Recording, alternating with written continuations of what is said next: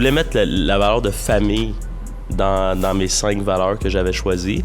Puis ils m'ont dit, tu peux pas si tu veux aller au prochain niveau. Je pense qu'il faut qu'on ait de l'admiration pour les gens qui choisissent de quitter leur pays. Daniel Fini m'a dit quelque chose. Ton opinion là, sur mon apparence là, ne m'intéresse absolument pas. Des fois, on oublie que nos employés n'ont pas des parts dans notre entreprise, donc ils n'ont pas besoin de travailler 80 heures comme nous. Cet épisode-là d'épuisement professionnel m'a ouvert les yeux sur le fait. Puis, tu sais, il disait, tu sais, Alex, tu sais, l'immigration, là, tu sais, les anglophones qui ont essayé d'assimiler les Français. On parle encore en français aujourd'hui. Du taf, pas du show. Sur le terrain pendant qu'il parle, je construis pendant qu'il rame. Build my circle like a fortress strong. All the real ones stay for long. La confiance se gagne lorsque les promesses se tiennent. Oh, c'est loyal, loyal. Risk, dream big, hustle every day. We ain't stopping till we lead the way. Bonjour et bienvenue au 6e épisode de La Table sans filtre. Aujourd'hui, nous avons quelqu'un de très dynamique de la région. Et est-ce que tu pourrais prendre le temps de dire vous êtes qui? Ben, avec plaisir. Julie Moffat, je suis présidente de l'entreprise Humaine, présidente directrice générale des Grands Feux du Casino Lac-Lemay. Hey, on est vraiment content d'avoir un autre leader femme de la région. Comme vous le savez, là, ça fait plusieurs fois que je répète, mais je suis comme hyper inspiré de vouloir voir et rencontrer des femmes dans des positions qui sont des entrepreneurs, dans des positions de pouvoir. Pourquoi? Parce que j'ai deux belles petites filles, oui, à la maison. Une de 3 ans, une de 1 an. Puis j'ai hâte de les voir assis à ce niveau-là un jour. C'est un de mes plus grands rêves. Donc, pour commencer, je vais juste expliquer un peu c'est quoi qu'on fait. La raison de la table, Julie, c'est on veut connaître ton parcours, on veut savoir comment que ça a tout débuté, si tu veux reculer, puis juste en parler. On veut inspirer les prochains entrepreneurs de la région. Moi, je trouve que les entrepreneurs, c'est des personnes incroyables qui travaillent très fort, qui vont faire des sacrifices, mais qui vont souvent avancer la communauté, le développement économique, toutes sortes de choses vraiment incroyables, mais ça commence avec nous. Mais on a besoin d'une relève à un moment donné. Donc, pour avoir cette relève, ils doivent entendre un peu pourquoi que c'est intéressant d'être entrepreneur. Donc, si tu pourrais juste reculer un peu dans le temps puis nous dire comment ça a tout commencé pour toi puis où est-ce que tu es rendu aujourd'hui. Avec plaisir. En fait, je pensais à ça en m'en venant aujourd'hui parce que mon parcours ne se destinait pas nécessairement vers l'entrepreneuriat. Je suis quand même une jeune vieille entrepreneur. Je suis entrepreneur depuis 2022 seulement. J'ai étudié en communication et en administration des affaires à l'université. J'ai tout de suite commencé à travailler en communication, justement, puis beaucoup en partenariat, donc à la STO, avec Anne-Marie Proulx, qui est une amie puis une mentor aussi. On s'est suivis tout le long de notre carrière, Anne-Marie et moi, dans nos différents rôles et tout ça. Donc, c'est elle qui m'a donné ma première chance en communication. J'étais là pendant un bout. J'ai travaillé aussi à l'Université d'Ottawa à la Faculté des études postdoctorales, encore en communication. Ça, je trouvais que ça bougeait pas assez vite à mon goût. Fait qu'il y avait peut-être déjà là, des tendances d'entrepreneuriat à ce moment-là. Il y avait un feu qui commençait. Oui, là. oui. Mais j'aimais ça. Puis, tu sais, je pense que c'est encore le cas quand ça va vite, quand on connecte les concepts rapidement, puis que, tu sais, quand on a une bonne idée, on la fasse arriver, que ça prenne pas 1 an et demi, là. Donc, de rencontres, de comités, de votes, de peut-être, non, de c'est pas ça. sûr. Et puis, tu sais, le milieu institutionnel, éducationnel, veut pas, c'est ça, là. C'est une grosse machine. Énorme machine. Exact, ouais. exact. Puis, je pense que j'avais l'ambition d'amener ma touche puis de faire que ça allait aller plus vite. Ça n'a pas été le cas. Donc, ça a été quand même un beau passage. C'est une belle équipe. Puis, en fait, Anne-Marie est revenue me chercher pour la STO à ce moment-là, pour un rôle de gestion. Donc, j'étais quand même assez jeune pour devenir gestionnaire. Et puis, c'était un contexte fascinant parce que je devenais la patronne de mes anciennes collègues. Donc, ça a été très formateur d'un point de vue humain de voir comment adapter l'approche parce que encore aujourd'hui, j'ai un style de gestion très informel. Moi, je fais confiance. J'ai envie que ce soit du partenariat, peu importe la hiérarchie dans l'organisation. Mais quand tu es jeune puis que tu dois, des fois, demander plus à ton équipe, leur demander d'ajuster certaines façons de faire ou quoi que ce soit, c'était difficile pour moi. Fait que ça a été vraiment une école importante, je pense, pour trouver le juste équilibre entre porter ton chapeau de patronne, mais aussi garder ce lien amical beaucoup dans la façon dont je travaillais avec mes collègues. Mais si je peux juste faire une parenthèse, Oui. il y avait... Moi, j'ai des consultants qui ont travaillé dans l'entreprise, puis on était en train d'établir les valeurs de mon entreprise, qui est le groupe Loyal. Puis, Ah, tu travailles pour le groupe Loyal? pour ceux qui ne savaient pas. Oui, c'est ça. Puis, je voulais mettre la valeur de famille Mhm. dans mes 5 valeurs que j'avais choisies. Puis, ils m'ont dit, tu peux pas si tu veux aller au prochain niveau. J'ai dit, pourquoi? Il dit, mais c'est à cause que, est-ce que tu peux congédier ton frère? J'ai dit, mais s'il fait pas sa job. J'ai dit, pourquoi pas? Oui. Mais en tout cas, ça, je voulais juste te As-tu dire, tu sais, c'est comme... L'as-tu gardé? Non, OK. non. J'étais allé avec loyauté, qui englobe souvent beaucoup de choses et des aspects d'une valeur de famille. Oui. Moi, je pense que loyauté, ça permet de rester assez vaste. Tu es capable de trouver des choses qui sont similaires à la façon que tu vas avoir une Ouais. relation familiale. Puis après ça, je vais les dire, là. Ouais. Loyauté, respect, persévérance, innovation, puis de l'excellence. OK. Puis le 6e qui vient d'être ajouté, c'est care. Parce que ça se dit vraiment weird en français. Donc, j'ai dit, on va le laisser en Il anglais. reste en anglais. Mais le mot care, je trouve que si on care dans toutes les choses qu'on fait dans la vie, Ouais. ça change complètement. Mais en tout cas, je voulais juste dire comment, tu sais, tu as raison que des fois, c'est difficile de savoir d'être amical, de vouloir être best friend avec nos employés, Mhm. de se prendre un peu de recul, de garder des exigences. Comment que tu as pu... comment que tu as sorti de ça, finalement? Mais je pense que... Les leçons que tu as Oui, sorties. la leçon qui est sortie, je pense, c'est juste de reconnaître que j'ai ce défi-là encore aujourd'hui parce que j'ai pas envie de changer qui je suis. J'ai pas envie de devenir formelle ou de devenir moins amicale dans mes relations. Fait que je pense que c'est juste d'accepter qu'on a un rôle à jouer, puis d'essayer d'ensemble de définir les objectifs plus clairs, de s'assurer que les attentes sont claires des deux côtés. Puis qu'une fois que ce travail de structure-là est fait, disons, bien, les liens amicaux peuvent prendre leur place. Puis quand on a des discussions difficiles à avoir, bien, on les a, puis on recorde les choses. Mais je pense que ça n'enlève pas qu'au quotidien, j'ai envie d'avoir du plaisir avec mon équipe, avec les partenaires avec qui on travaille. Ça, pour moi, c'est au cœur de mon quotidien. Tu sais, si j'aimais pas ce que je faisais puis que j'avais pas de plaisir, je le ferais plus. Tu vas juste tout simplement arrêter. Je vais trouver autre chose. Ouais. Donc là, on est à la STO. Exact. Anne-Marie est allée te chercher. Oui, Tu es devenue gestionnaire avec tes anciens collègues. exact. Puis, c'est quoi qui est arrivé next? En fait, la façon dont la STO avait géré à ce moment-là l'équipe de projet du Rapibus, parce que c'est dans ces années-là, donc quand ils ont mis le Rapibus en place, quand le projet a été terminé, toute l'équipe a été rapatriée, donc mon poste à moi se faisait abolir. Puis j'avais l'opportunité soit de trouver un autre poste au sein de l'organisation ou de trouver autre chose. Puis c'est à ce moment-là, en fait, où je suis partie pour travailler chez Énergie renouvelable Brookfield, qui est un grand fleuron dans la région. Le bonheur de travailler pour quelqu'un comme Richard Legault, les apprentissages, son style à lui qui est très humain malgré l'immensité du poste puis des responsabilités qu'il avait, ça a été un super passage, très formateur et où j'ai beaucoup plus travaillé justement l'aspect business, donc communication, mais dans un contexte business, appuyer des équipes en développement, des équipes qui faisaient beaucoup de démarchage aux États-Unis, à l'international aussi, donc un tout autre univers, disons, puis où on a travaillé beaucoup en développement durable, donc qui est devenu... Brookfield, ils ont investi beaucoup à Gatineau, je pense. Il y avait une bâtisse qui était... leur bureau, initialement, je pense que c'était sur la Gap ou la Cité. Dans le fond, c'est où est-ce que, juste à côté du centre Slush Poppy, là, au coin de Maloney de la Oui, Cité. exactement. Exact. Puis après exact. ça, ils ont déménagé au centre-ville. Exact. La bâtisse, c'est à eux, c'était Ouais, investissement sur de eux. Victoria. Oui, OK. un magnifique bureau. Là. Ouais. Ouais, Donc, ouais. c'est là où tu as travaillé. En fait, moi, quand je suis arrivée, le bureau était à Gatineau, puis j'ai vécu le déménagement vers le centre-ville. Apparemment, c'est une entreprise... quand tu travailles pour Brookfield, apparemment, c'est une entreprise vraiment wow.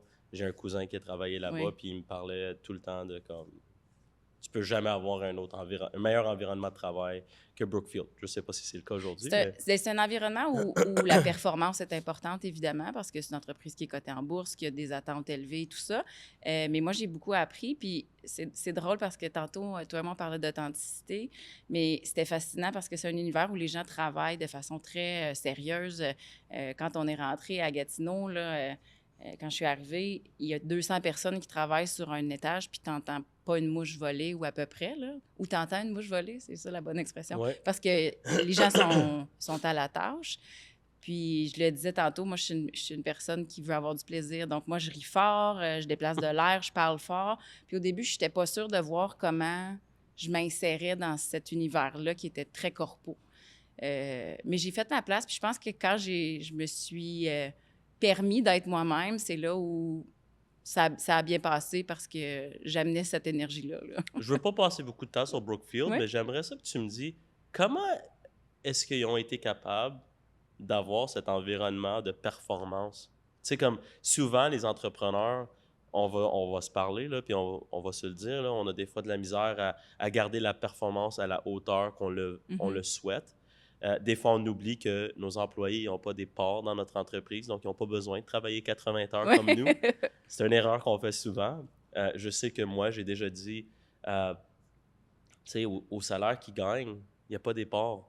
Donc, pourquoi que tu veux que l'employé travaille plus que qu'est-ce qu'il te donne déjà? Ouais. Ou comme à la même hauteur que toi, tu te donnes. Là. C'est ça. Ouais. Donc, comment est-ce que toi, tu trouves qu'une entreprise comme Brookfield, tu sais, si tu as la sauce secret, Ouais. comment ils ont été capables d'avoir, tu sais, qu'on peut entendre une mouche passer, puis ça travaille fort, puis c'est performant? Bien, je pense qu'il y a deux choses. Puis là, c'est mon interprétation, mais je pense que à la base, c'est une entreprise qui est axée beaucoup sur le monde des finances.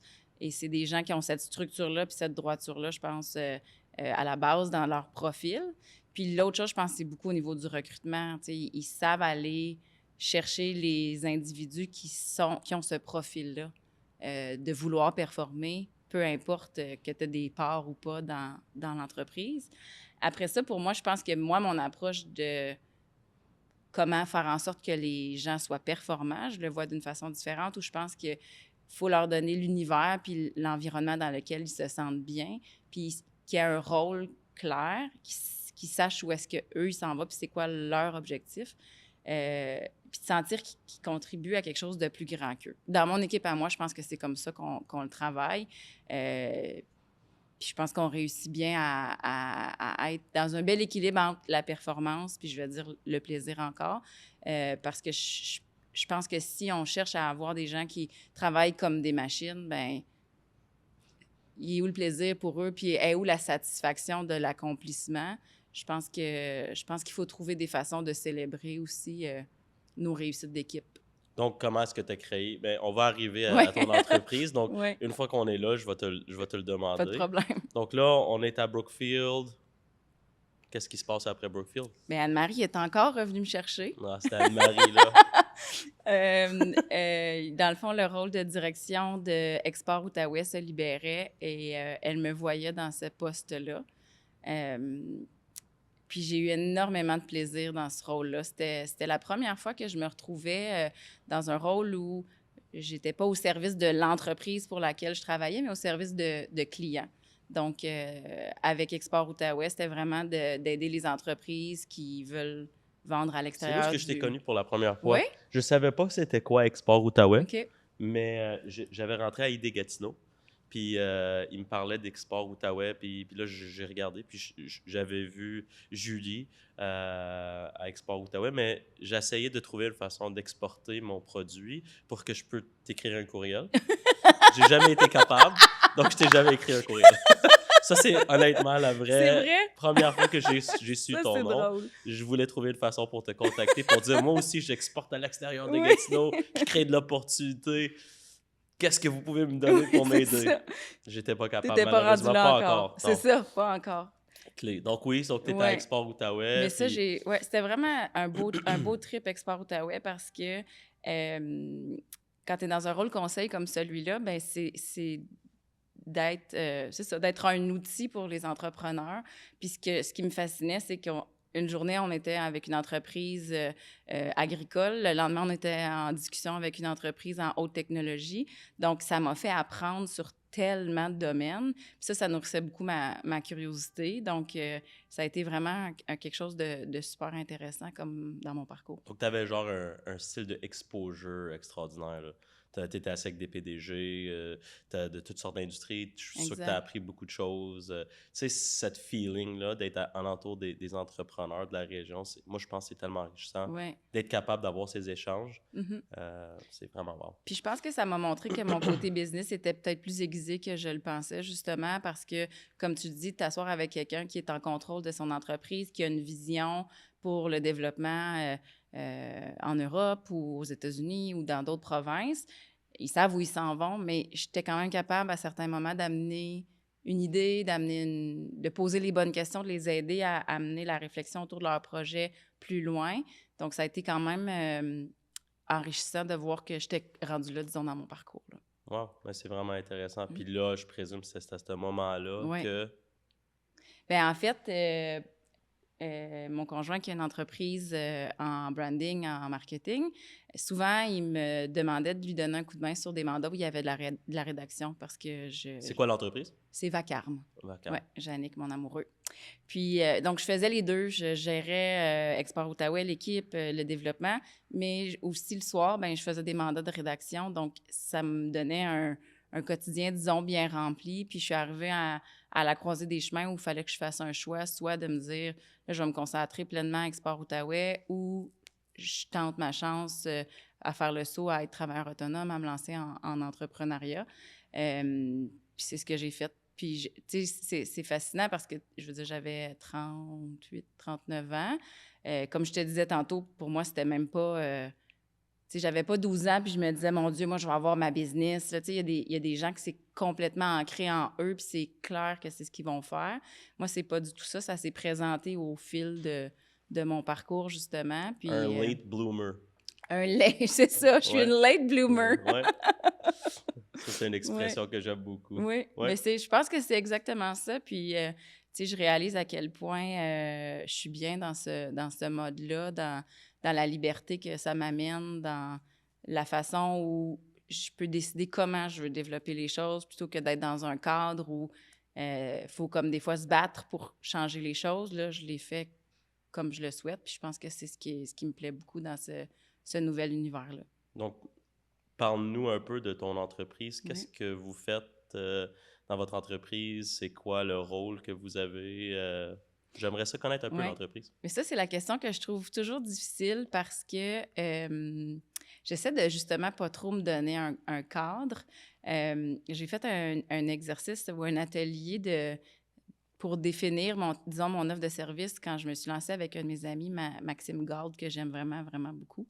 Maxime de La Belle Équipe, je ne sais pas si tu le connais, mais si tu le connais pas, ça vaudrait la peine que tu le rencontres. C'est vraiment quelqu'un de fascinant, de brillant. Puis il m'a amené à réfléchir à Peut-être qu'il peut te l'inviter un jour. Oui, absolument. Ça, je te dis, prépare-toi parce que la conversation va aller dans plein de sens. Ça marche. Oui. Mais il m'a aidé à justement mettre des mots sur comment je voulais définir mon offre de service, le type de clients avec lesquels je voulais travailler. Puis tu sais, ce qu'on a développé comme espèce de... comme le elevator pitch, mettons, bien, c'est que j'ai envie de travailler sur des projets qui m'inspirent avec des gens qui m'inspirent aussi. Fait que je me permets de pas toujours être dans quelque chose de très cadré. C'est sûr que ça tourne beaucoup autour de la communication parce qu'à la base, c'est ce qui m'anime puis c'est la personne que je suis. Mais je vais autant avoir envie de travailler avec quelqu'un sur le développement d'un nouveau produit parce qu'on a eu une idée ensemble puis on se dit, hey, on fait quelque chose qui sort du cadre puis on le développe de A à Z, que je vais travailler. Je travaille avec un de mes très bons amis, Mathieu Provost aussi. Il m'a challengée quand je me suis lancée à faire de la scénarisation pour une série documentaire. Puis j'étais comme, Mathieu, je suis pas scénariste, là. Il est comme, ben moi, j'ai aucune inquiétude pour toi, je sais que tu es capable. Ça m'a sorti beaucoup de ma zone de confort, mais j'ai adoré ça.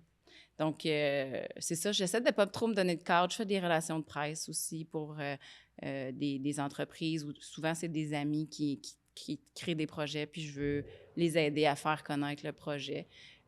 Donc, toutes sortes de choses. Puis, bien, un de mes plus gros mandats, bien évidemment, c'est la production, puis la gouvernance, la gestion des grands feux du casino, qui est un mandat qui est prenant puis qui prend beaucoup de place dans mon quotidien, mais qui me permet de réaliser plein de belles grandes choses aussi, là. Mais parle-nous un peu juste du feu du casino, pour ceux qui ne sachent pas, juste très rapidement. Ouais. C'est quoi au juste? Bien, les Grands Feux, c'est un événement qui est dans la région. On va faire la 29e édition cet été. Donc, 29e? 29e, OK. ouais. T'étais-tu né? Oui, je mais t'agace. j'étais très petit. Oui, c'est ça. Je t'agace. Mais Non, oui. ça, c'était bon, ça. Oui, mais ben, puis en fait, c'est fascinant parce que moi, je me rappelle petite d'être allée voir les Grands Feux. C'est ça, c'est quelque chose, c'est un événement qui est très ancré dans la région, qui a énormément de succès, qui a énormément de retombées aussi pour la région, maintenant pour le centre-ville de Gatineau. Parce que ça a aussi déménagé. Exact, exact. C'était d'abord au Lac Lemay, derrière le casino, puis en 2011, je crois, je ne veux pas m'aller dans les dates, mais Claude Hamelin, qui était le fondateur de l'événement, a décidé je pense que c'est 2014, de le déménager au Musée canadien de l'histoire, donc un site magnifique là, sur Ouais. le bord, sur la rivière. Les feux sont lancés de la rivière. Entre les deux provinces. Exact. C'est vraiment extraordinaire. Exact. Donc, c'est arrivé comme une grande surprise, ce mandat-là. Donc, je ne m'attendais pas à un jour diriger un événement comme celui-là. Mais c'est un des plus grands, c'est pas le plus grand événement de la région. C'est pas je dirais que le Festival du FMG. Montgolfier. Exact. Ouais, le le FMG est encore parmi exact. les tops, là. Exact. Mais vous êtes dans les top Exact. 3, mettons, événements de la région. Donc, tu sais, c'est vraiment important, là. Comme tu as dit, c'est ancré dans la fondation de Gatineau. Exact. Mais comment tu trouves, tu sais, c'est mélangeant des fois les feux du casino, mais on n'est pas au casino. Oui. Tout le monde me dit, on s'en va au casino. Oui. Non, c'est au centre-ville. Oui. Bien, en fait, c'est vraiment lié au partenariat qui est avec le casino. En fait, c'est l'Auto-Québec aussi, là. Donc, à Québec, c'est les Grands Feux, l'Auto-Québec. À Montréal aussi, c'est les internationaux, l'Auto-Québec. Puis en Outaouais, parce que l'ancrage du casino est si fort, puis la marque du casino est forte, il a été décidé il y a de nombreuses années que le nom allait demeurer les Grands Feux du casino Lac-Lemay. Il y a encore, comme tu dis, quelques gens qui nous appellent puis qui sont mêlés, mais tu sais, ça fait déjà... on a célébré le 10 ans au musée, fait que les gens... Commence à bien comprendre. C'est ça, ouais. exact. Mais je trouve ça vraiment fascinant. Moi, j'ai fait un partenariat avec les Grands Feux pour la première fois. C'est un partenariat qui vient de débuter. Ouais. Je veux le développer beaucoup plus. Moi aussi. J'ai vraiment hâte de le développer. Ouais. Honnêtement, c'était une très belle expérience pour apprendre. Ouais. Mais nous aussi, on a beaucoup évolué, notre entreprise, depuis ce temps-là, au niveau de technologie. Mm-hmm. Donc, on peut faire beaucoup plus. Mais j'ai trouvé l'ensemble de ce projet-là vraiment incroyable. Puis même moi, j'ai habité sur Maisonneuve. Mm-hmm. Puis je savais pas que c'était au centre-ville, by the way. Fun fact, là, moi, j'étais un citoyen de Gatineau qui comprenait pas le liaison feu du casino puis centre-ville. Ouais. C'est pour ça que je voulais le mentionner. Oui. Mais après, quand j'ai appris à comprendre c'était quoi, c'est sûr, comme tout le monde, là, j'ai compris. Mais je suis allé puis j'ai trouvé ça... honnêtement, je te félicite à toi et l'ensemble de ton équipe. T'es fin. Vous êtes en train de faire un travail extraordinaire. Je veux que ça soit mentionné. C'est vraiment gentil. Parce qu'on en veut plus d'événements. Puis des fois, on n'a pas assez. Puis quand on a des gros événements de même qui prennent beaucoup d'énergie, beaucoup de temps, beaucoup d'investissement, c'est très important de le souligner. Donc, félicitations à votre équipe. Fin. Puis c'est intéressant ce que tu dis parce que moi, je me suis donné comme mission. Tu sais, il y a beaucoup on récolte beaucoup de données sur l'événement, ce qui nous aide à prendre des décisions. Puis une des missions qu'on s'est données, c'est de faire redécouvrir l'événement aux Gatinois. Parce que justement, il y a des... Tu sais, c'est un événement, quand ça fait 15 ans que tu vas voir, que tu vas au FMG ou que tu vas au Grand Feu, des fois, tu te dis, on a fait le tour. Mais je pense que le défi qu'on se donne comme équipe aussi, c'est qu'à chaque année, on amène des nouveautés, puis on fait évoluer l'événement pour que ça devienne toujours intéressant d'y retourner. Puis, tu sais, la beauté, c'est que le cœur du pourquoi les gens viennent à l'événement, c'est évidemment les spectacles pyromusicaux. Ça sert à rien qu'on tente de changer la mission puis d'ajouter trop de choses. Le cœur de la mission, c'est ça. Le cœur du pourquoi les gens viennent chez nous, c'est ça. Mais tout ce qu'on bâtit autour pour que l'expérience sur le site soit mémorable, bien, c'est là où on peut s'amuser vraiment beaucoup dans le développement, dans la créativité de qu'est-ce qu'on fait cette année, comment on surprend les gens, puis comment on va titiller justement le Gatinois qui n'est pas venu au feu depuis, même il y en a qui nous le disent, là, je n'étais pas venu depuis que c'était au musée. C'est incroyable comment le site est transformé, comment il y a des choses à faire, à voir avant les feux. Donc, c'est un peu là où le terrain de jeu nous permet de continuer à faire évoluer l'événement. Parce que la portion pyro-musicale, on travaille avec un partenaire qui s'appelle Royal Pyrotechnie, qui est expert dans cette portion-là de notre événement. C'est un travail d'équipe quand même parce qu'on va réfléchir ensemble au pays qu'on veut accueillir, on va réfléchir ensemble au spectacle d'ouverture où c'est vraiment une création, je veux dire une co-création où on trouve des idées ensemble, puis l'équipe de Royal repart avec ça, puis crée de la magie.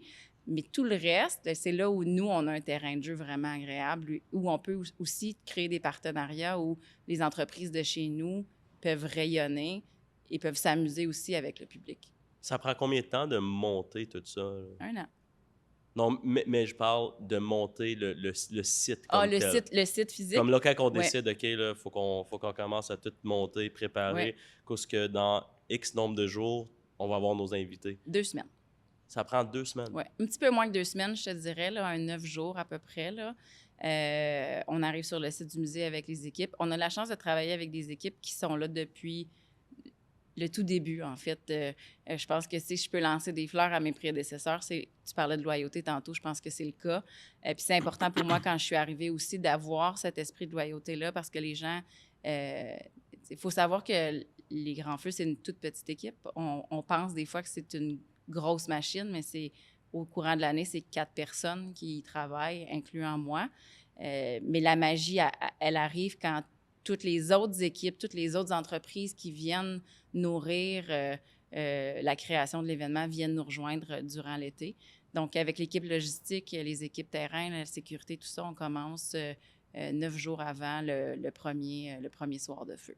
Mais c'est quand même fascinant, parce que le fait que vous êtes assez chanceux d'avoir le monde qui l'ont fait depuis tellement d'années. Ouais. Je pense qu'ils commencent à le faire avec leurs yeux. Ils peuvent le faire les yeux fermés, comme on dit. Pratiquement, oui. Puis ça doit accélérer l'agenda. Absolument. Peut-être d'une semaine ou deux, si tu apporterais à quelqu'un tout nouveau. Commence de zéro, c'est ça. exact. Puis c'est un immense site à transformer, là, donc quelqu'un qui le connaît bien puis qui est capable, tu sais, souvent, c'est ce qui est drôle, là, parce qu'avec l'équipe, on a des idées folles, on amène des nouveaux projets, mais d'être capable d'avoir un partenaire terrain qui comprend puis qui nous challenge sur les idées. Tu sais, jamais ça va être comme « Non, Julie, on le fait pas », mais ça va plus être « OK, mais avez-vous pensé à ça? Puis là, si on fait ça, il y a cet impact-là aussi. » Donc, c'est vraiment un travail d'équipe pour qu'on arrive avec un produit fini qui se tient bien sur le site puis qui fonctionne efficacement d'un point de vue opérationnel.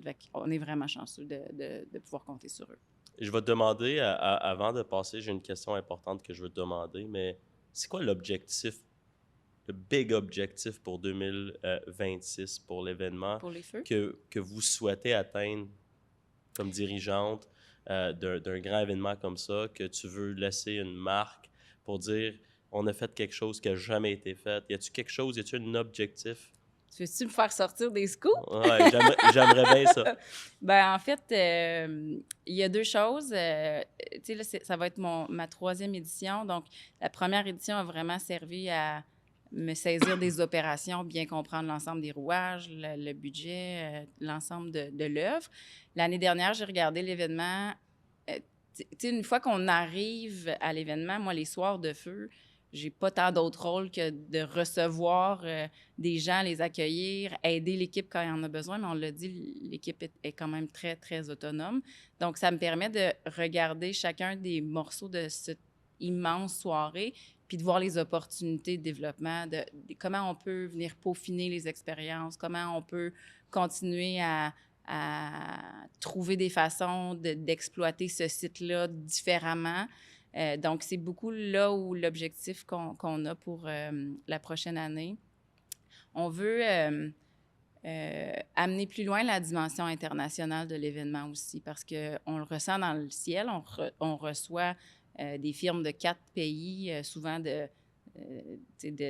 l'Amérique centrale, l'Amérique du Sud, l'Europe, l'Asie. Donc, ça se ressent dans le ciel, mais c'est un défi de le ressentir sur le site. Donc, cette année, on va développer beaucoup comment toutes les autres expériences peuvent nous faire vivre la culture des pays qu'on reçoit. Fait que j'en dirai pas trop, mais il y a des belles façons au niveau de la gastronomie, entre autres, qui est un de nos volets très importants au feu, de garder le côté local avec nos chefs d'ici, mais de faire découvrir les saveurs d'ailleurs, intégrées avec la gastronomie québécoise. Fait que ça, c'est un des volets, je dirais. Donc, toute la dimension internationale qu'on veut mettre de l'avant. Puis l'autre projet chouchou sur lequel on travaille, c'est un partenariat avec l'Orchestre symphonique de Gatineau. OK. Oui, c'est les yeux qui lèvent, là, Ouais. c'est l'effet qui est souhaité. Donc, on est à développer ce projet-là. Puis peut-être qu'il ne verra pas le jour cette année, mais je le souhaite. Puis je pense que toutes les équipes travaillent en ce sens-là. Mais notre soirée d'ouverture, on voudrait que ce soit une combinaison d'un spectacle pyromusical et d'une prestation live de l'Orchestre symphonique de Gatineau. Sincèrement, c'est incroyable parce que cette ambition, c'est littéralement pourquoi que j'ai voulu commencer cette table, pour entendre les projets. Tu sais, des fois, moi, je vais dire « speak it to existence ». Tu sais, je vais dire « faut manifester Oui, qu'est-ce qu'on absolument. veut ». C'est pour ça que je me dis, je l'assume, je le dis, puis Ouais, ben ça tu va sais arriver. quoi? Ça va arriver. Oui. Si tu le dis assez souvent, ça peut arriver. Je le Ouais. dis toujours à tout le monde. Le plus que tu vas manifester qu'est-ce que tu crois, Mhm. quand que ça va arriver, tu vas dire « J'étais en train de penser ça il n'y a pas longtemps », puis là, Ouais. boum, Puis là, c'est vrai. Ouais. ça se peut pas. Tu sais, c'est comme, je trouve cette ambition, ça nous met redevables à nous-mêmes. Mhm. Tu sais, donc là, tu l'as dit, on va t'entendre. Oui, c'est ça. Donc là, tu vas vouloir encore aller plus fort pour l'atteindre, Ouais. parce que tu es redevable à tes paroles. Ouais. Je trouve ça fascinant, cette ambition de vouloir faire plus, puis toujours avancer. C'est pourquoi que je crois que les entrepreneurs, à la base, poussent l'économie, poussent le Je changement. comprends. Parce que, tu sais, tu aurais pu juste rentrer puis dire on Ça laisse marche ça bien. marche, Puis, ouais. on fait rien. Ça marche bien. Mais non, tu es arrivé et tu as dit OK, ça marche. Comment ça peut encore marcher encore plus? Puis qu'est-ce que je peux faire pour encore faire 10 fois plus? Puis comment qu'on peut faire les Gatinois venir encore plus? Puis Ouais. comment qu'on peut faire, pas juste savoir que le Japon, ils ont fait cette incroyable show de feu, mais comment qu'on peut faire comprendre c'est quoi le Japon, peut-être directement sur le site. Puis, tu sais, cette ambition de vouloir toujours aller une étape plus loin, c'est pour ça que j'admire les entrepreneurs. Puis je veux que le monde sache qu'il y a des personnes incroyables dans la région comme vous autres qui continuent à faire plus, Merci. qui m'apportent une question importante. Vas-y. Parle-moi d'un défi, le plus grand défi durant ta vie que tu étais capable de passer à travers. Un moment que Ouais. tu as trouvé difficile, mais que C'est fallait le décès de continuer. ma maman. Ma maman est décédée quand j'avais 24 ans. Puis c'était une personne excessivement présente et importante pour moi. Puis c'est un âge où, puis tu sais, je veux dire, il y a des gens qui perdent leurs parents encore plus jeunes que ça, là, des enfants qui perdent leurs parents. Je peux même pas m'imaginer l'impact que ça peut avoir sur quelqu'un.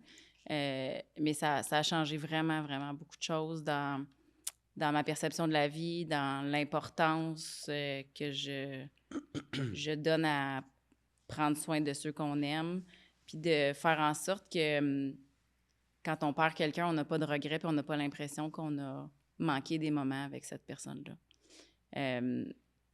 Ma mère, on s'appelait 4 fois par jour pour se dire des petites choses pas importantes ou des grandes choses. Tu sais, c'est la personne où, quand je vivais un succès, il fallait que je prenne le téléphone. Puis même encore aujourd'hui, quand il y a des belles nouvelles qui arrivent, puis que moi, j'ai ce réflexe-là, là, quand j'ai une bonne nouvelle, j'appelle comme mon entourage, là, mon amoureux, mon père, mon frère, des amis proches. Mais il y a toujours un téléphone qui me manque, puis c'est celui à ma mère, tu sais. Fait que ouais, je pense que de perdre cette personne-là qui était tellement chaleureuse, tellement humaine, complètement. Ma mère, elle riait tout le temps, elle était toujours très positive. Donc, c'est un grand deuil à vivre. Puis, je pense que quand on perd quelqu'un, un deuil, il n'y a pas de fin à ce deuil-là. Ça évolue. Puis là, ça va faire 18 ans qu'elle est partie. Puis je m'ennuie encore d'elle à tous les jours. Puis, je me demande beaucoup la femme qu'elle serait aujourd'hui, parce qu'elle est décédée, elle avait 54 ans. Ce serait qui ma maman aujourd'hui? Qu'est-ce qu'elle ferait? C'est quoi la version que... La version d'elle à 70 aujourd'hui, là. Ma mère a fait ses études sur le tard. Je l'ai vue obtenir son baccalauréat. Elle a travaillé fort. Elle faisait ça le soir en plus de son travail. Donc, c'était une femme qui avait quand même beaucoup de persévérance, d'ambition aussi. Puis, quelques années avant qu'elle décède, elle venait d'accepter un nouveau poste à la ville de Gatineau. Elle a travaillé toute sa vie à l'UQO. Puis, elle venait de changer de poste à travailler à la ville. Fait que ça aurait été quoi sa fin de carrière? Puis, ça aurait été quoi surtout son rôle avec ma fille? Parce que je sais que ça aurait été deux acolytes. Là. Il aurait été très proche, je crois. Fait que c'est un deuil qui continue à habiter ma vie, je dirais. Là. Ouais, je te félicite d'être capable de le dire, parce que pour moi, je dis souvent, nos parents sont pas remplaçables. On a juste un père, une mère, puis that's it. Si tu penses-tu que si elle serait avec toi aujourd'hui, c'est quoi qu'elle dirait sur qui tu es rendu toi? Comment tu pourrais dire comment qu'elle te perçoit aujourd'hui? Ouais. Elle serait fière de toi? Qu'est-ce que tu penses qu'elle dirait? Comment est-ce qu'elle serait fière de ton parcours? Tu penses que tu laisses tout sur la table puis tu dis « je vis ma meilleure vie » puis ma mère serait fière de moi de voir cette vie? Oui, je pense qu'elle serait fière parce que je pense que il n'y a personne de parfait, il n'y a pas de parcours parfait, mais je pense que je suis authentique à moi-même, puis c'est ce qu'elle reconnaîtrait. Et je me rappelle, souvent ce que je trouve, c'est que j'ai de la difficulté à me projeter dans quels seraient ses conseils aujourd'hui. Tu sais, quand je vis des situations complexes ou que je vis des défis, que ce soit avec le travail ou dans ma vie personnelle, j'ai comme... j'ai plus de référence à me dire « ma mère me dirait ça » parce que les enjeux de vie que j'ai à 42 ans ne sont pas les mêmes que ceux que j'avais à 23 puis 24 ans.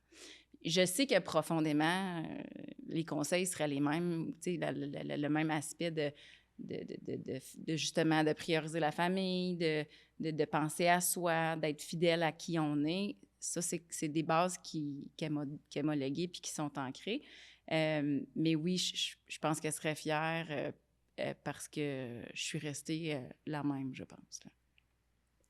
Honnêtement, j'ai de la misère à demander les questions qui suivent à cause que j'ai une relation avec mon père qui est des fois bizarre, à quel point je suis proche avec lui. Là. On se parle comme tu es en train de parler de ta mère, puis c'est incroyable d'avoir eu cette relation proche que tu as eue avec elle.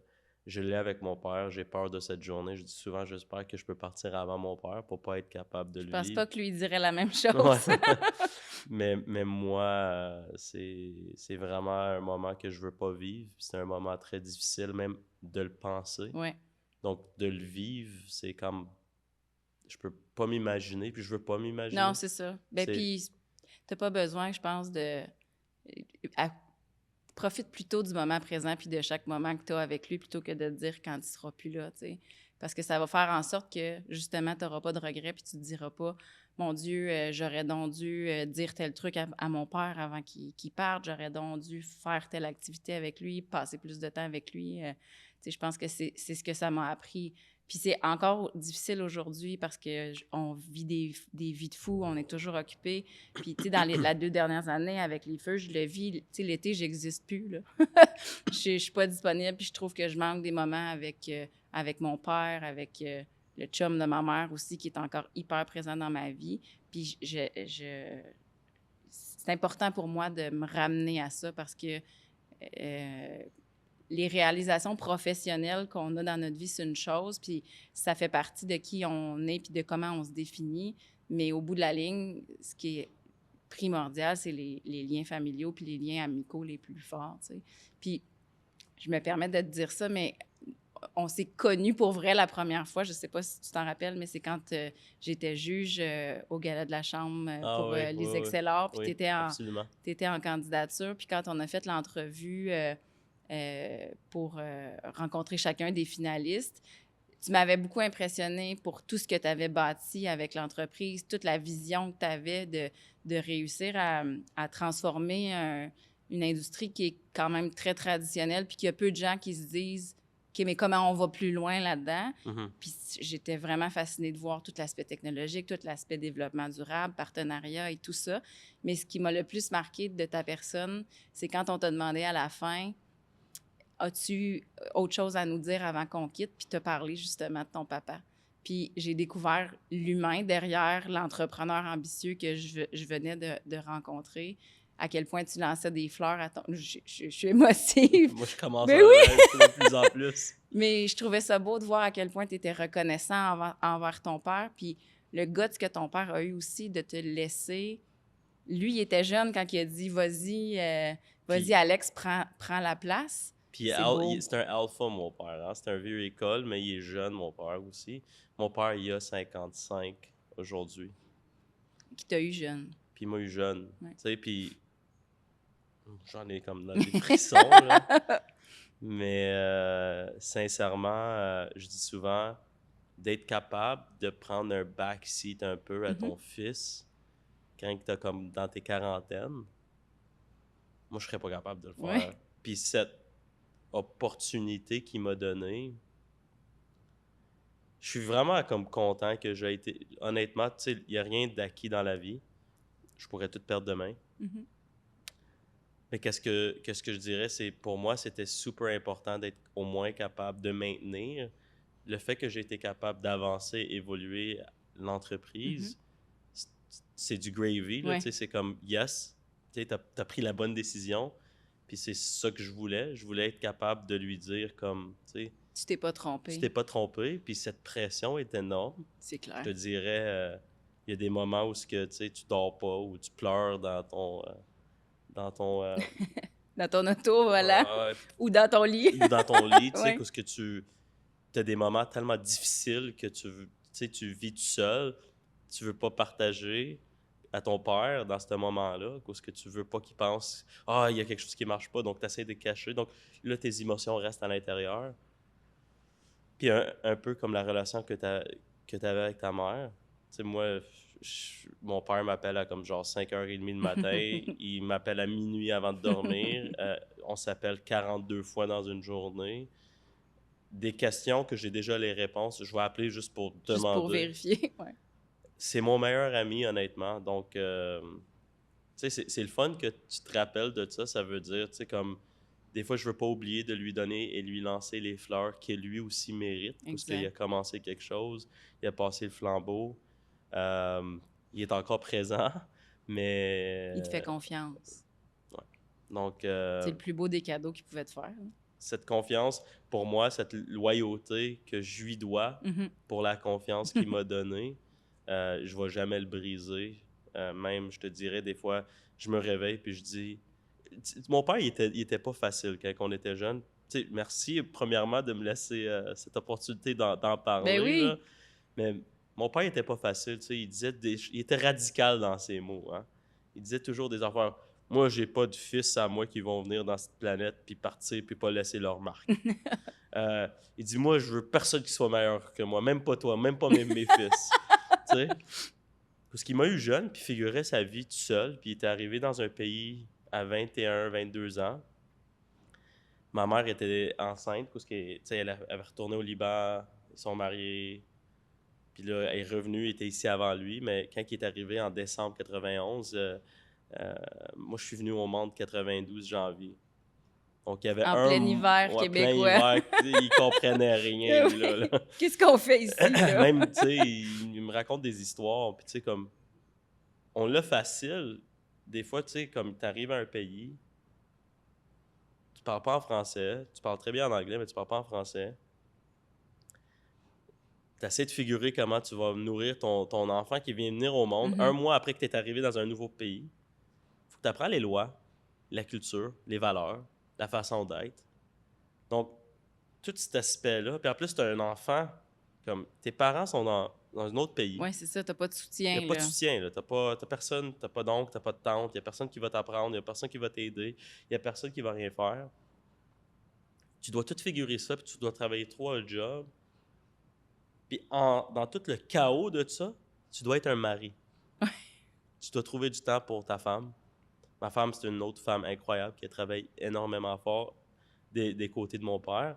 Mais tout ça, je pourrais en parler pendant des heures et des heures, donc je veux pas faire trop, mais je peux pas te dire... Mais ça prend beaucoup de courage, puis je pense qu'il faut qu'on ait de l'admiration pour les gens qui choisissent de quitter leur pays. Moi, on est choyés, là, on a grandi dans un univers qu'on connaît, donc de décider de plier bagage, puis de quitter pour un univers que tu connais absolument pas, puis comme tu l'as nommé, tout ce que tu as à apprendre pour te familiariser avec le nouvel endroit où tu veux bâtir quelque chose. Chapeau, honnêtement, là, c'est... Puis dans les choses simples aussi, là, je me rappelle, j'avais travaillé à un moment donné sur un document d'accueil avec la ville de Gatineau pour les gens qui immigraient en Outaouais. Puis il faut que tu reviennes à la base, là, tu sais, oui, les règles, les lois, les ci, les ça, mais où la bibliothèque? Où est-ce que je vais? Où mon épicerie la plus proche? Tu sais, comme pour trouver des repères dans ton quartier ou dans quel quartier j'ai envie de vivre aussi, parce que quand tu regardes ça sur une map, c'est pas là où tu sais où est-ce que tu vas être bien. 100%. Fait que c'est un choix pour lequel ça prend beaucoup de courage, puis je pense qu'il faut le reconnaître puis avoir de l'admiration pour ceux qui décident de le faire. Mais j'avais Wassim Aboutanous sur le podcast avec moi. Puis on parlait justement que l'immigration, il a dit des choses incroyables. Je le trouve fascinant, Wassim. Puis j'aimerais même faire un autre balado avec lui, parce que tellement que j'avais d'autres questions. Oui, c'est ça. Puis, tu sais, il disait, tu sais, Alex, tu sais, l'immigration, là, tu sais, des anglophones qui ont essayé d'assimiler les Français. On parle encore en français aujourd'hui. Oui. Donc, tu sais, c'est pas quelque chose qui se fait sur 6 mois. Non. Je pense que dernièrement, on a eu beaucoup d'immigrants qui ont rentré dans le pays, puis ça a bouleversé un peu des structures fondamentales que là, on se fait questionner, puis on demande on entend les politiciens, puis le Québec, c'est une place où ils ne se gênent pas de faire des décisions dans la loi, puis ils ont des pouvoirs pour aller un peu en contre la charte. Puis tu sais, j'ai dit à Wassim, j'ai dit, moi, comme être 2e génération, moi aussi, des fois, comme je suis Canadien maintenant, je suis né ici, puis des fois, je dis, il y a bien trop d'immigrants. Puis là, je vais dire, ben mes parents sont des immigrants qui ont immigré. On oublie. On oublie? Oui. Puis puis on oublie que nous aussi, là, je veux dire, puis là, je dis le nous comme société, là, je vais pas dire, mais nos ancêtres ont été des Québécois, nos ancêtres ont été des immigrants aussi. Ouais. Puis là, Wassim a dit quelque chose, il dit, Alex, c'est à cause que l'immigration, c'est un investissement sur 60 ans. Il m'a dit quelque chose que j'arrête pas de répéter depuis, je pense, notre rencontre, là, dans plusieurs rencontres, puis il dit, ma mère et mon père, il lit, il écrit, puis il parle en arabe. Il dit, moi, je parle, mais j'écris pas, puis je lis pas en arabe. Mes filles parlent presque pas l'arabe. J'ai déjà eu la même conversation avec Wassim. Oui, donc tu sais exactement de quoi je parle. Ben oui. Puis mes enfants, moi, mon frère et mes parents, on a le même suivi que Wassim. C'est pour ça que je dis, faut qu'on voit les façons d'investir dans l'intégration de l'immigration. Ouais. Donc, dernièrement, je me donne un peu plus sur les cégeps, les LUCO et autres. Donc, je commence à participer plus à cause que je trouve que c'est des moteurs où ce que les intégrations d'immigration, c'est là où ce qui se passe beaucoup. On passe tout par là. Donc, si on investirait un peu plus dans les moteurs d'éducation, c'est là où ce qu'on peut apprendre nos valeurs québécoises, nos valeurs canadiennes. Moi, je suis pour l'immigration qui viennent puis qui peuvent prospérer comme mes parents puis donner l'opportunité à l'ensemble pour trouver une meilleure opportunité de leur vie. Qu'est-ce que des fois je trouve bizarre, c'est qu'on quitte nos pays qui ont des problèmes ou qui n'ont pas les mêmes opportunités pour des raisons qu'on n'aime pas, mais on vient puis on apporte cette culture puis on veut l'imposer aux Québécois puis aux Canadiens. Oui, mais en même temps, de l'autre côté, on accueille des gens, puis on reconnaît pas leurs compétences, puis on leur demande de refaire des parcours d'éducation. Tu sais, je comprends, par exemple, un médecin. Bon, prenons l'exemple facile, là, un médecin qui vient s'établir au Québec, bien évidemment qu'il y a une notion d'équivalence pour s'assurer qu'il adapte sa pratique aux normes ici. Mais les processus sont tellement complexes qu'on se perd, on perd les talents. Tu sais, je veux dire, c'est dommage de penser que quelqu'un qui arrive ici doit recommencer son parcours. De zéro. De zéro, Même dans pas certains une cas. petite Oui, c'est ça. formation. Une équivalence, une ça équivalence, va, là. ouais. Mais recommencer de zéro, comme quand on parlait de courage tantôt, là, c'est le cas, là. Je veux dire, tu refais toute ta formation au complet. Je veux dire, les bases d'un graphiste au Maroc ou un graphiste au Québec, là, c'est quand même les mêmes bases. Ouais. Puis, donc, c'est pour ça dommage. que je dis, je pense que l'investissement, Ouais. c'est dans l'intégration. Exact, je suis d'accord. Moi, si on peut mettre plus d'argent dans l'intégration, puis le voir pas comme une dépense, mais comme un investissement Bien, pour absolument. l'avenir du Canada ou l'avenir du Québec, si on veut juste parler pour la province du Québec, ça va complètement changer la donne. Mais souvent... Et la perception oui, aussi. Absolument. Oui. Mais parce que le monde sont en train de s'intégrer encore plus rapidement, plus facilement, dans l'ensemble de nos valeurs aussi. Parce que les deux, on doit se comprendre pourquoi on se comporte d'une telle façon quand on arrive au Québec. Mais l'immigration doit comprendre qu'il y a une façon aussi canadienne, québécoise, on a nos propres valeurs, puis on doit s'intégrer à les valeurs des citoyens. Exact. Puis nous, on est capable d'être ouverts puis comprendre leur culture qu'ils apportent avec eux pour créer... Elle est là, la richesse, là. C'est ça, absolument. Puis moi, comme je te dis, c'est drôle, mais j'en suis une personne qui peut dire je parle en arabe, je parle en anglais, puis je parle en français. Je suis fier de mes origines libanaises. Le plus que je vieillis, en plus, le plus que je tombe en amour avec le Liban. Wassim aussi. C'est vrai, t'as raison. Ouais. De plus en plus, je le vois. Là, il est en train de... Wassim, il est parti sur un stretch là, où il fait des reels sur Grébert, il y a le palais libanais.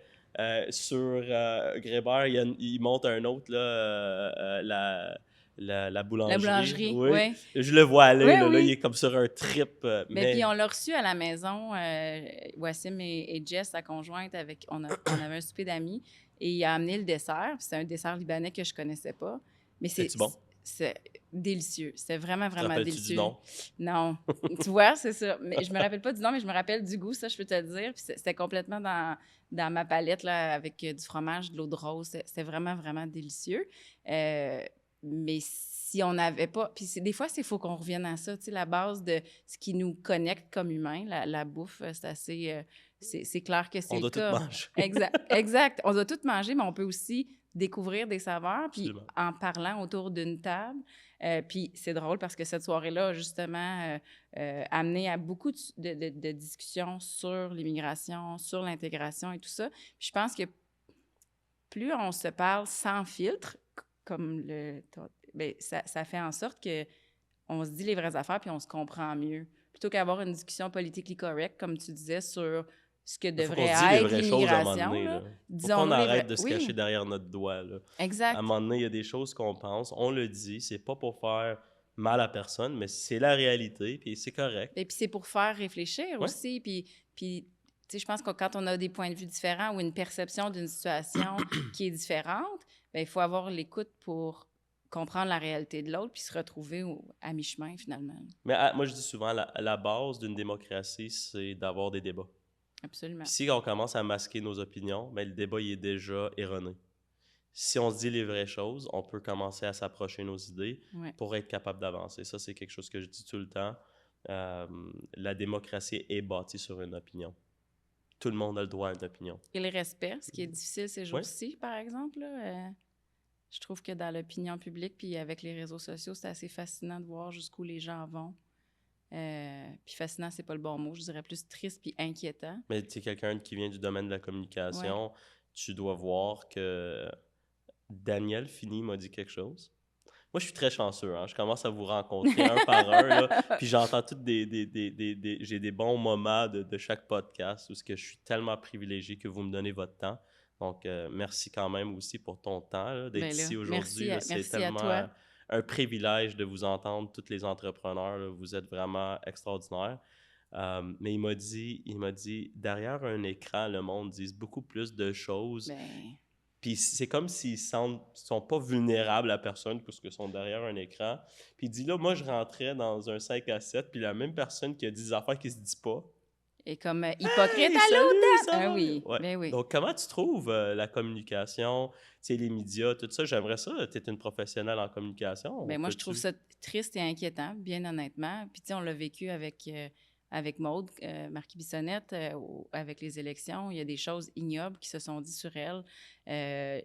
Tous les niveaux de paliers gouvernementaux, tous les élus et les candidates, on le voit, là, ce monde-là, c'est inquiétant de voir justement les gens cachés derrière leurs écrans, ce qu'ils se permettent de dire. Puis comme tu le dis, en personne, il n'y a personne qui regarderait Maude puis qui l'injuriait, comme les gens se permettent de le faire derrière leur pseudo sur Facebook ou sur Instagram. Puis la même réalité, puis c'est triste, mais je pense encore malheureusement que c'est encore plus vrai pour les femmes. Tu sais, je vois des artistes comme une Véronique Cloutier. Il n'y a pas une sortie qu'elle fait qu'il n'y a pas quelqu'un qui a un commentaire à dire sur son poids, sur le fait qu'elle a vieilli, sur le fait comment elle est habillée, plutôt que de regarder ton opinion là, sur mon apparence là, ne m'intéresse absolument pas. Tu sais, c'est comme dans ton salon, à toi, tu peux peut-être décider que la robe que je porte aujourd'hui, elle te plaît pas, mais pourquoi, moi, ce qui me fascine, c'est pourquoi les gens pensent que c'est intéressant qu'ils partagent cette information-là sur les réseaux sociaux. Mais je vais te demander, je vais te dire quelque chose de différent, je vais le changer un peu. Pourquoi que le monde pense que leur opinion est pertinente? Bien, c'est ça, c'est justement ça. Moi, je veux savoir qui a stampé que ton opinion est valorisée assez pour que tu le partages à l'ensemble d'une communauté. J'ai dit à quelqu'un dans mon entreprise dernièrement, j'ai dit, si tu n'es pas redevable à quelqu'un, tu n'as pas de compte à rendre à quelqu'un, mais qu'est-ce que cette opinion, pourquoi ton opinion compte? Oui. Tu sais, c'est comme, garde ton opinion pour toi-même, parce que ça ne va rien changer. Et puis ça nourrit rien de bénéfique. T'sais. On parlait tantôt d'un débat qui est honnête, mais ton opinion sur quelque chose sur lequel tu n'as pas d'impact, c'est du gaspillage de ta salive ou, dans ce cas-là, du gaspillage de ta page sur ton clavier. Puis ça apporte rien à la personne qui le reçoit. Au contraire, des fois, c'est comme si on oubliait que ces personnes-là qui choisissent d'avoir un rôle public, qui vient avec des responsabilités, ben c'est pas parce qu'elle a décidé qu'elle était animatrice télé, élue, mairesse, députée, qu'elle a une carapace qui fait en sorte qu'elle a aucune blessure quand tu la traites de nom ou quand tu menaces de lui faire mal ou de s'attaquer à ta famille. Je veux dire, on est des humains derrière tout ça, là, ça n'a pas de bon sens que ces personnes-là reçoivent ça. T'as-tu vu dernièrement avec Ruba Gazal? Oui. Je pense que c'est le Parti solidaire, Québec solidaire. Oui, ça n'avait pas de bon sens ce qu'elle a lu, là. Puis je veux dire, il y a quelque chose qui est brisé dans notre société quand on se permet ce type de propos-là, juste parce qu'on n'est pas d'accord sur l'approche ou sur le parti politique ou sur les valeurs. On peut avoir un débat intelligent puis respectueux. C'est pas le cas, là. Mais toi, Julie, en tant de professionnelle en communication, c'est quoi tu donnerais comme exemple, souvent, là, si on est dans une situation où un dirigeant ou une entreprise est en train de se faire attaquer sur les réseaux, c'est quoi une stratégie que tu dirais, moi, je le ferais comme ça pour gérer qu'est-ce qui vient vers nous des réseaux sociaux, là, comme Instagram, TikTok, Facebook ou n'importe autre, là. Qu'est-ce que tu dirais comme un conseil que tu pourrais donner à un entrepreneur qui nous écoute pour dire « OK, peut-être je pourrais me resituer de même ou me repositionner de même ». Qu'est-ce qu'il pourrait faire? Bien, c'est sûr que ça dépend toujours de la situation, là, de la responsabilité aussi de la personne dans le contexte. De la gestion de crise, c'est une portion de nos métiers qui est fascinant, puis c'est enivrant comme professionnel parce que c'est d'avoir la réactivité, mais aussi d'avoir le recul. Puis je pense que c'est ça aussi, des fois, qui est difficile. Une faiblesse pour l'humain, c'est de prendre Ben, du recul. Oui. Puis surtout quand on se fait attaquer, notre réflexe naturel, c'est de riposter tout de suite. Mais il y a deux choses là-dedans qui sont dangereuses. C'est qu'on va parler avec émotion et on va peut-être pas réagir comme on le devrait à la situation parce qu'on est en mode protection. C'est fascinant de voir que souvent, quand on prend un pas de recul, il y a d'autres gens qui vont venir à notre défense pour nous. Tu sais, c'est le cas souvent même dans un commentaire négatif que quelqu'un, là, n'importe quoi, là, on publie quelque chose, il y a quelqu'un qui a quelque chose de négatif à dire. Bien, des fois, si tu prends juste le temps, puis plutôt que de tout de suite sauter sur « oui, mais madame, blablabla, blablabla », il y a quelqu'un d'autre, quelqu'un qui connaît puis qui comprend pourquoi on fait les choses, qui va venir répondre, puis ça baisse le ton. Puis c'est cette personne-là, finalement, qui était négative pour rien, qui se fait un peu ramasser sans qu'on ait absolument rien eu à faire. Quand ça vient à quelque chose de, qui a un impact plus majeur sur la réputation de quelqu'un, je pense qu'il faut savoir s'entourer puis le prendre, ce pas de recul-là, puis discuter avec quelqu'un qui nous conseille. Puis souvent, quelqu'un de notre entourage aussi plus près pour réfléchir à comment on va répondre à tout ça. Puis encore là, moi, j'y vais pour l'authenticité. Je trouve ça toujours dommage quand la réponse à une situation complexe, c'est un communiqué de presse ou une citation ultra travaillée, ultra lichée qui n'importe qui aurait pu l'écrire, puis qu'il n'y a pas d'authenticité, puis il n'y a pas de véracité derrière tout ça. Là. C'est comme un politically correct, la réponse parfaite. Ouais. Ça amène rien à personne. Fait que, je pense d'avoir l'humilité de regarder la situation, puis comme je te dis, tout dépend c'est quoi le contexte et tout ça, mais de répondre avec cœur puis avec ce qu'on pense vraiment, bien... Mais tu dirais, on prend du recul avant de dire n'importe quoi, voir, bien analyser la situation. Exact. Puis, pour ou contre faire face à la musique? Faire face à la musique. Toujours faire face à la musique. Ben oui, puis des fois, on va se rendre compte que faire face à la musique, ça ne veut pas nécessairement dire répondre. Tu sais, des fois, il y a des situations où, parce qu'on est piqué sur un sujet, c'est comme, OK, ben là, il faut qu'on réponde, il faut qu'on publie quelque chose, il faut qu'on explique. Mais des fois, faire face à la musique, c'est aussi laisser passer la tempête parce que quelque chose qui prend les nouvelles une journée, pour nous, c'est important parce que ça nous affecte directement puis on se sent piqué au vif. Mais des fois, le lendemain, les journalistes sont rendus sur d'autres choses. Puis si toi, tu nourris ça, bien, tu remets ça sur le dessus de la pile. Fait que, c'est vraiment, c'est du cas par cas, là, je veux pas... Mais tu as 100% raison, je vais te donner un exemple. Il y a quelqu'un qui a fait, tu sais, les voitures rouges de Loyal sont partout dans la région d'Outaouais. Je pense que tu peux pas aller d'une place à une autre sans au moins croiser une des voitures de Loyal. Et il y a quelqu'un qui va sur les réseaux puis va dire « Ah, service de merde » ou c'est quoi qu'il avait dit? « Service nul » ou « Entreprise nulle » du monde nul. Puis là, il y a quelqu'un qui a dit « Ah, sortez du chemin quand tu vois un char de Loyal, comme ça conduit mal. » Tu sais, c'est le typique... Petit commentaire inutile. C'est ça. Puis là, quelqu'un me dit, dans mon équipe, on devrait-tu répondre? Je dis oui. Fais un like. Dis j'aime. Un petit passif agressif, là. Dis j'aime. Puis là, il y a quelqu'un de son réseau qui dit, mais tu sais, toi, t'es un chauffeur d'autobus. T'es pas mieux, là. Donc, tu sais, t'avais raison. Des fois, il y a quelqu'un qui vient à la défense. Exact.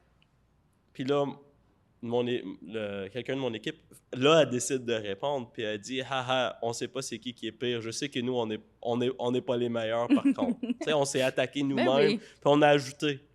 Mais là, il y a eu toute une conversation, puis tu sais, là, c'était des winks, puis des sourires, puis ça a dédramatisé la chose. Ouais.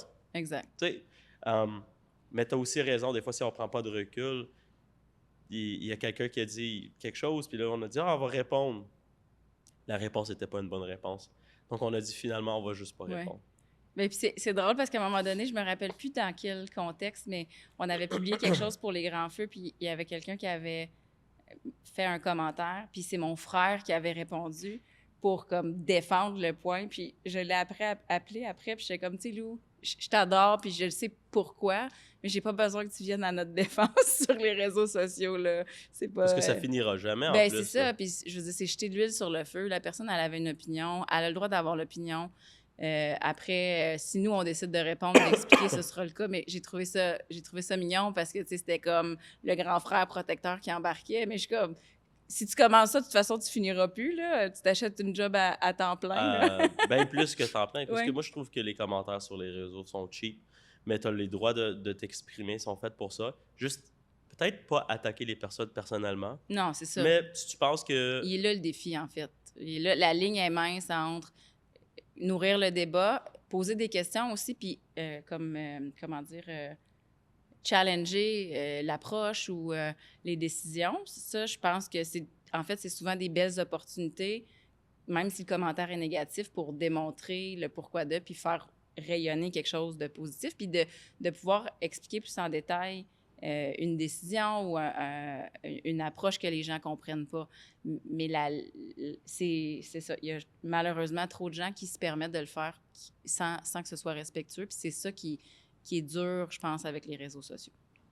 Julie, t'es maman, t'es entrepreneur, t'es mariée, Je suis amoureuse, pas mariée encore. Ouais. Ben, let's go, on lui dira. Ouais. Mais comment est-ce que tu gères ton temps avec... comment tu peux jongler? Tu sais, on avait d'autres personnes sur le podcast, d'autres femmes vraiment extraordinaires. Anne-Marie, je parle d'Anne-Marie, il y avait Julie. Mhm. Des fois, on réalise pas que, tu sais, jongler, la famille à la maison, Mhm. l'amour qu'on a pour quelqu'un, le temps d'être entrepreneur, le succès, nos défis. Vous êtes des superwomen. Tu sais, comment tu gères ton temps? Comment est-ce que, tu sais, des fois, c'est-tu difficile? Comment tu trouves gérer ton temps d'être maman, puis être entrepreneur en même temps, puis être ta femme toi-même, Ouais. personnelle, qui a besoin de son attention pour elle-même aussi? Tu sais, comment tu fais ça? Puis tu suggères-tu à les femmes qui aspirent à devenir entrepreneurs de le faire quand même, puis faire le saut?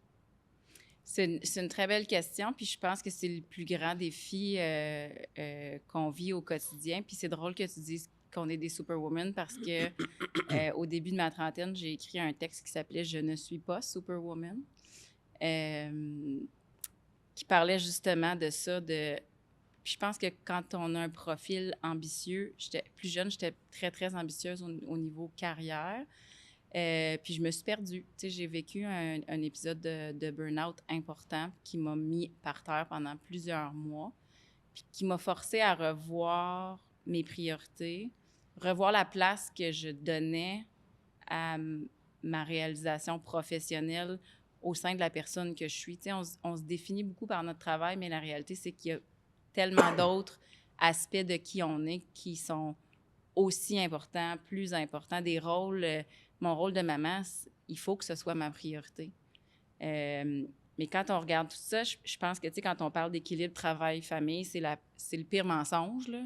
Je pense qu'il faut parler de déséquilibre, puis il faut le voir sur un cycle plus grand qu'une semaine, là. Tu sais, dans une semaine, c'est sûr qu'il y a des semaines où je suis pas assez présente pour ma fille, je suis pas assez présente pour mon chum, je suis pas assez présente pour mes amis parce que je suis complètement dédiée à une portion de mon travail qui nécessite cette énergie-là cette semaine-là.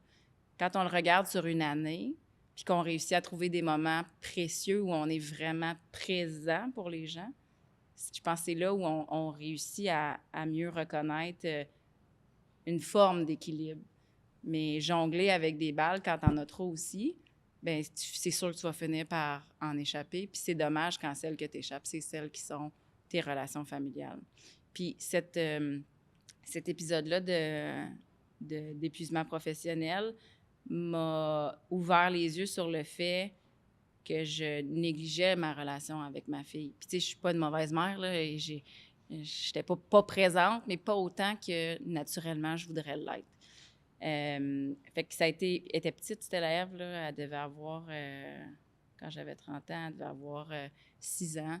Puis ça a été des relations importantes ou des réalisations importantes de dire c'est bien beau que je me réalise au travail, mais le temps que je lui consacre, il ne reviendra pas. Puis les années de vie qu'elle a en ce moment, ce qu'elle vit comme défi d'enfant, bien, elle a besoin que ses deux parents soient présents Donc, ça m'a fait revoir ces priorités-là.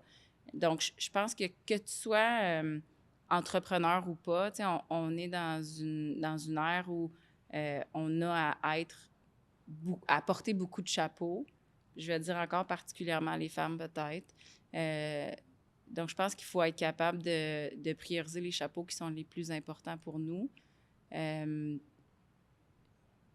Puis de revoir notre définition du succès. Puis je pense que c'est ce que je vais dire, réussi à faire, mais ça demeure quand même un défi parce que oui, les grands feux, c'est un projet qui est prenant. Ça fait en sorte que pendant l'été, on est complètement dédié à ça. Mais on a trouvé des façons. Ma fille, elle a 16 ans.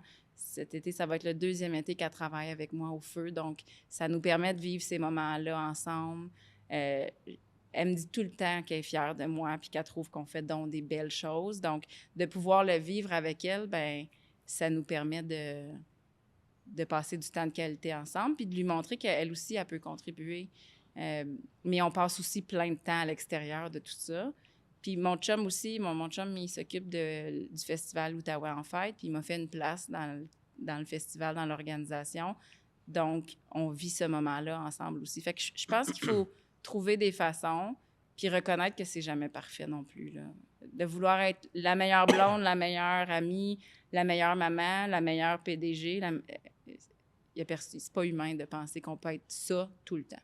Mais c'est parce que souvent, le monde va te dire qu'il faut trouver une balance, vivre dans une balance. Moi, je suis quelqu'un qui ne croit pas qu'il y a une balance. Ça existe Tu pas. dois sacrifier quelque part pour gagner ailleurs. Donc, moi, j'ai un défi où des fois, je ne vois pas mes filles. Là. Ma plus vieille, elle a 3 ans, puis elle me dit, l'autre jour, elle dit « Baba, I'm missing you ».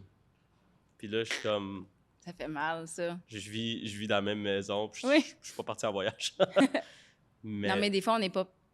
on est physiquement présent, mais on n'est pas... Mais je te dirais, des fois, je la vois pas assez, là, tu sais.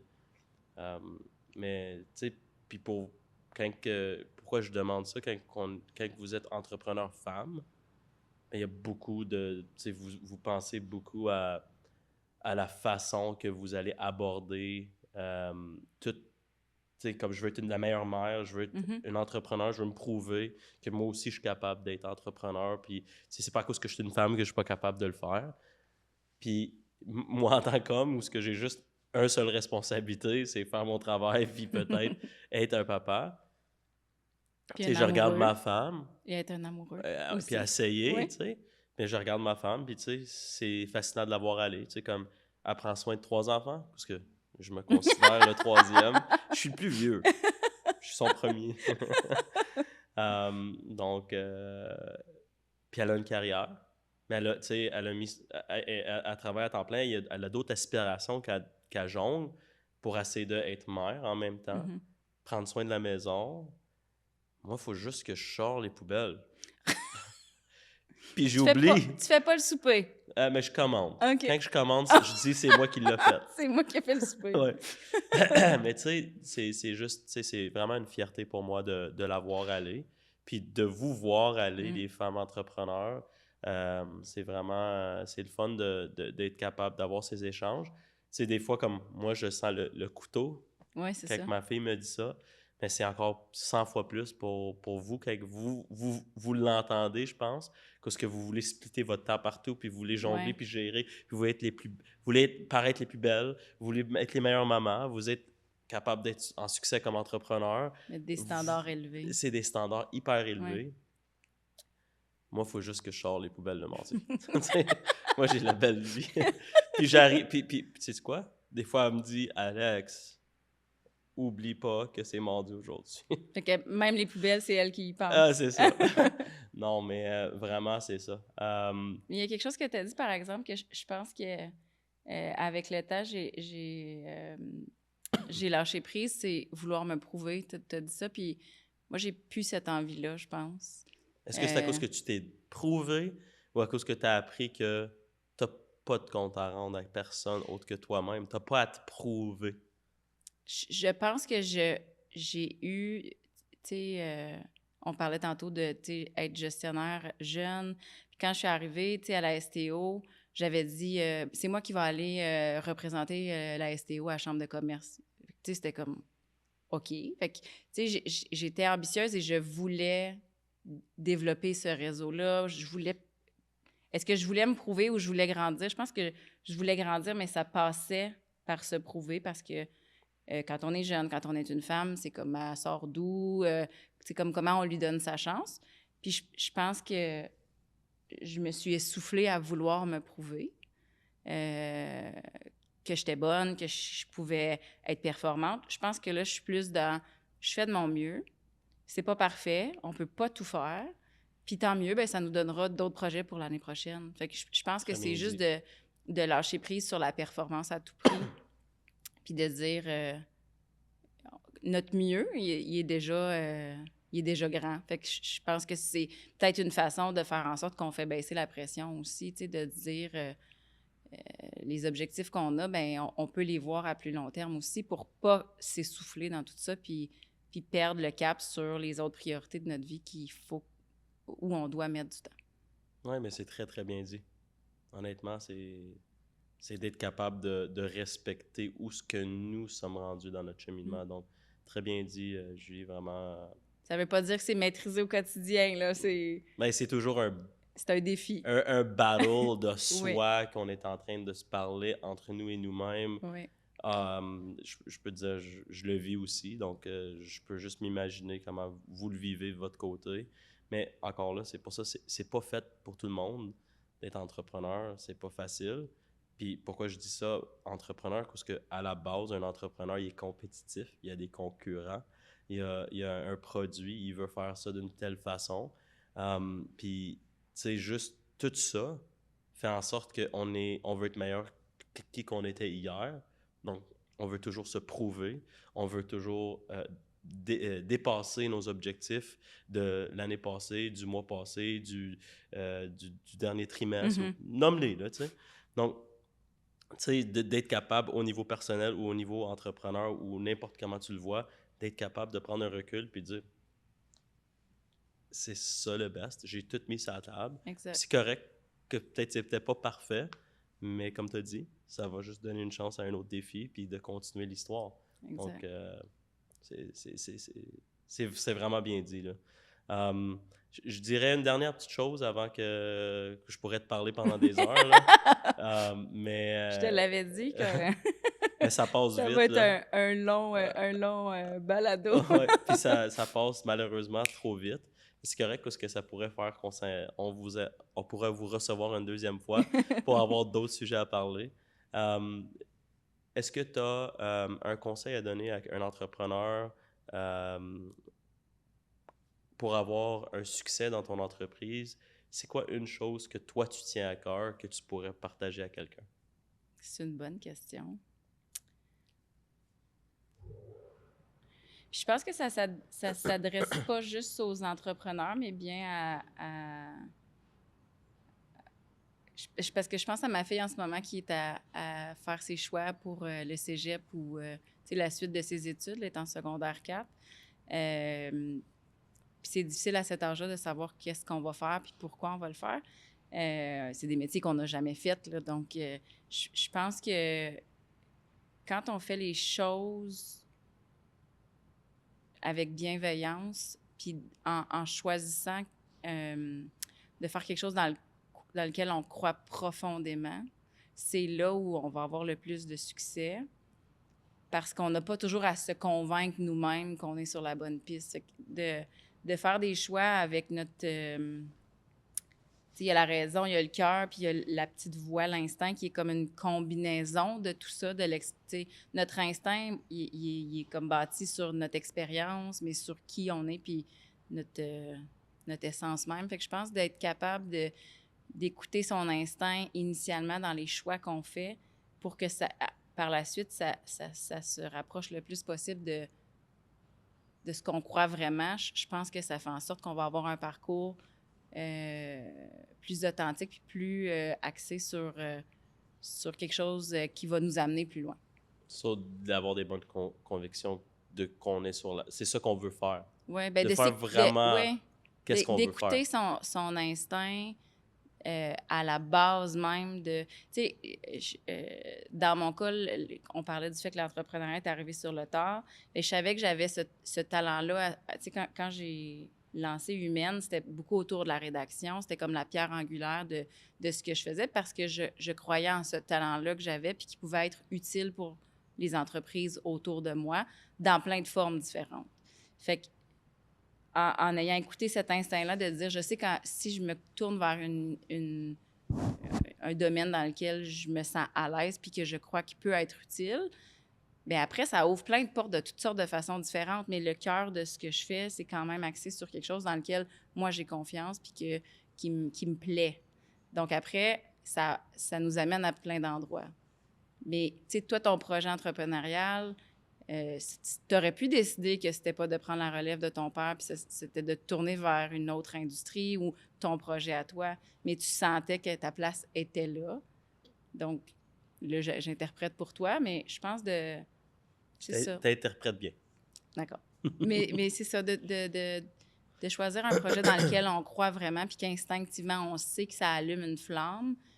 Ça va se transformer dans le temps, ça va prendre toutes sortes de chemins, mais au moins, on va se concentrer sur quelque chose dans lequel on croit.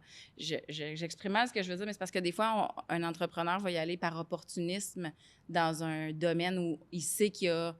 Il y a de la business. Il y a de la business, là. Il y a quelque chose d'innovant, puis il y a une opportunité, mais si tu y crois pas vraiment, ça va être un feu de paille, là. C'est comme la motivation n'est pas à la bonne place. Tu es motivé pour aller faire un peu de cash, mais est-ce qu'il va avoir une durabilité? Ça va te perdurer dans le temps? Je pense peut-être pas. Exact. Julie, vraiment, merci pour ton temps. Merci à toi. D'avoir venu aujourd'hui nous partager l'ensemble de l'histoire. Il en reste beaucoup. Oui, je pense que oui. Mais c'était vraiment une des... qui m'a touché vraiment, la conversation qu'on a eue là, moi aussi. De nos parents. Oui. Pour moi, ça, c'est une qui va rester à longtemps dans mon cœur, dans mes pensées. Merci pour ton temps. C'est un vrai privilège de t'avoir ici aujourd'hui. Merci à toi de m'avoir invité. Donc, c'est la fin. Merci beaucoup, Julie, pour être ici. C'était un privilège de t'avoir. Merci à toi. Et comme d'habitude, on vous demande à la fin d'inviter quelqu'un que vous souhaitez entendre ou que vous pensez qu'il pourrait inspirer d'autres parmi notre région de Gatineau. Bien, je vais inviter une bonne amie à moi que j'aime énormément, mais qui a aussi un parcours inspirant, différent.